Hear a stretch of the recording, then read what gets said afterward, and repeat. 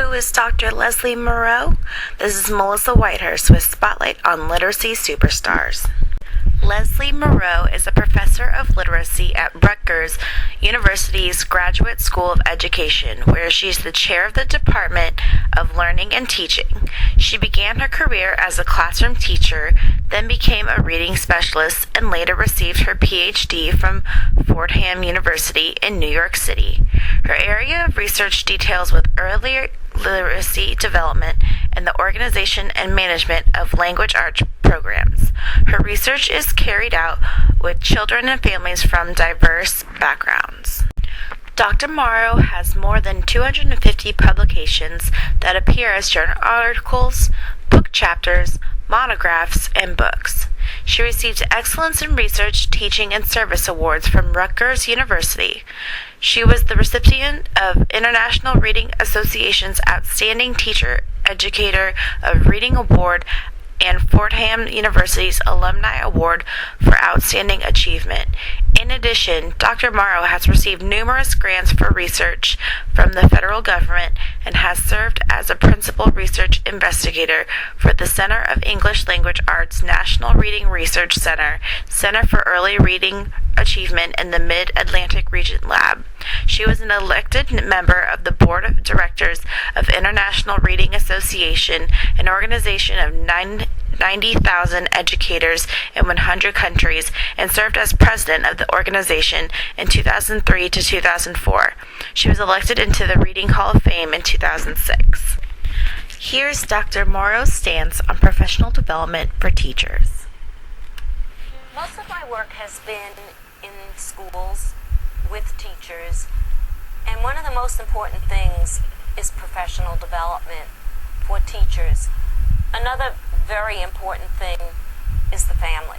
The child spends more time with the family than they do in school and prior to getting to school. Reading to children, whether it be a teacher or a parent, is only really valuable when there is interaction. That means prior to reading, the parent or the teacher takes the child through what we often call a book walk. They look at the pictures and they talk about the pictures, so they get some background information as to what it's going to be about, which is going to help them understand the story and build language, and then do a lot of discussion after the story and go back through it to highlight words and say certain keywords over again, to act it out, to repeat the story. So you're expanding the experience with language and understanding. In the past, preschool has been thought of as a place to play and to get ready for real school, socially and emotionally and physically. But there's been very little emphasis on intellectual development. You need a set of objective or standards, which we have in New Jersey and through many professional organizations, about language and literacy for preschool, and we need to use them, and we can intentionally embed them into play. For example, if you were to design in your classroom a veterinarian's office, which is a simple thing to do. You have a toy telephone and a table and some forms and some stuffed animals, and you put in books in the waiting room, and you model for the child the behavior. And he'll say something like, this says, this teddy bear's blood pressure is 300 points. You should take 10 pills a day, go to bed, keep warm, and have some soup. Now that language would never evolve unless that place setting was there. Plus the child is learning correct behavior in social settings. Professional development is absolutely crucial. Otherwise you're not going to have quality preschool. You need master teachers who mentor new teachers. You need coaches who will demonstrate new kinds of strategies. So aside from the education that the teacher has prior to getting the job, there needs to be ongoing professional development. Professional development encourages teachers to read more books, to reflect with other teachers, to take more courses, to go to conferences, to be aware of professional organizations that exist where they can attend and learn more. and is the only way that they will keep on top of things. Based on what Dr. Morrow said, what will you do as a teacher to build on your professional development and stay relevant? Here are some of Dr. Morrow's contributions to literacy. My name is Lesley Morrow. I am the Assistant Director of the National Writing Project at Rutgers University in New Jersey. I want to share with you a series of books that I edit for the International Reading Association called the Preschool Literacy Collection.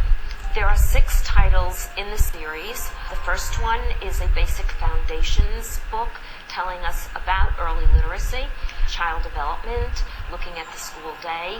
There is one on writing in preschool, oral language development in preschool, literature and comprehension, and word study.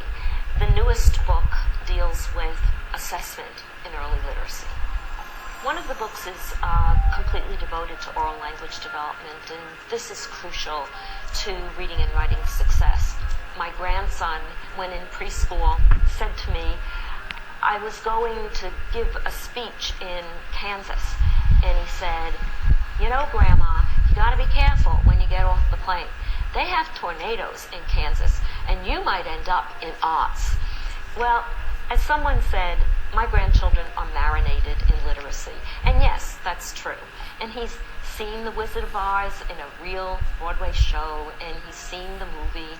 So he could connect his life, real life, to text. And when children have rich literacy backgrounds, being talked to, being read to, encouraged to write in their own way, they will connect life and literature to themselves.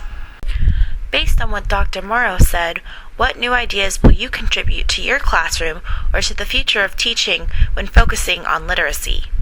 To close the spotlight on Dr. Lesley Morrow, I'm going to read a quote. She says, "Reading instruction is about teaching children to become fluent readers. My major goal is to motivate a new generation of lifelong readers who read voluntarily for pleasure and information."